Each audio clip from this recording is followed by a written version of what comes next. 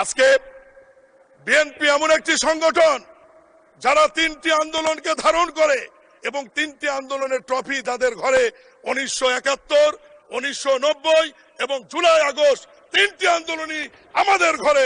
এরকম ট্রফি অন্য কোন রাজনৈতিক দল বাংলাদেশের ইতিহাসে দেখাতে পারবে না। মাননীয় স্পিকার, আজকে যদি আওয়ামী লীগের কথা বলি, আওয়ামী লীগ 71 বলতে পারবে, 90 বলতে পারবে, জুলাই আগস্টের ট্রফি কিন্তু তাদের ঘরে নাই। আজকে বিরোধী দলের বন্ধুরা জুলাই আগস্ট বলতে পারবে, 71 এবং 90 এর ট্রফি কিন্তু তাদের ঘরে নাই। একমাত্র দল বিএনপি যাদের ঘরে 1971, 1990, জুলাই আগস্ট 3টি ট্রফি আমাদের ঘরে রয়েছে। এবং বিরোধী দল হইচই করে বলতে পারেন মাননীয় স্পিকার 90 তাদের কথা বলতে পারে, কিন্তু 86 সালের নির্বাচনে ঢাক ঢোল পিটে তারাই আওয়ামী লীগের সঙ্গে গিয়েছিল, আমরা চাইনি। মাননীয় স্পিকার, আজকে মাননীয় স্পিকার আজকে এনসিপির এক নেতা বাইরে বক্তৃতায় বলেছেন জুলাই আগস্টের আন্দোলনের মাননীয় সদস্যবৃন্দ,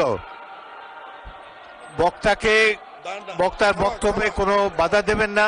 আপনাদের যখন সময় আসবে আপনাদের বক্তব্যের মধ্যে আপনাদের বক্তব্য উপস্থাপন করতে পারেন। এখন তাকে নির্বিঘ্নে বক্তব্য রাখার সুযোগ দেন। জুলাই আগস্টের আন্দোলনে ছাত্র জনতা খেলেছে আর ট্রফি বিএনপি নিয়ে বসে আছে। আমি বলতে চাই, জুলাই আগস্টের আন্দোলন ছাত্র জনতার সাথে আমরা সবাই ছিলাম। ট্রফি আমরা কারো কাছে নিতে যাইনি।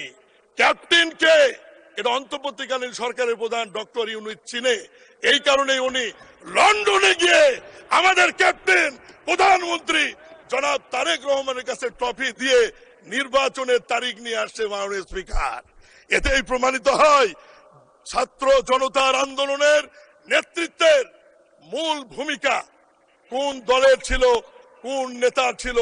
আমরা সবাই আন্দোলন করেছি, এটি অস্বীকার করার সুযোগ নাই, কিন্তু ক্যাপ্টেন একজনই থাকে যে ক্যাপ্টেনের কাছে অন্তর্বর্তীকালীন সরকারের প্রধান লন্ডনে গিয়ে আলোচনা করে নির্বাচনের তারিখ নিয়ে আসছে বলেই এদেশে একটি অবাধ, সুষ্ঠু, নিরপেক্ষ নির্বাচন হয়েছে এবং সেই নির্বাচনের মধ্য দিয়ে বিরোধী দল এবং আমরা আজকে একটি ঐতিহাসিক সংসদে এসে উপস্থিত হতে পেরেছি।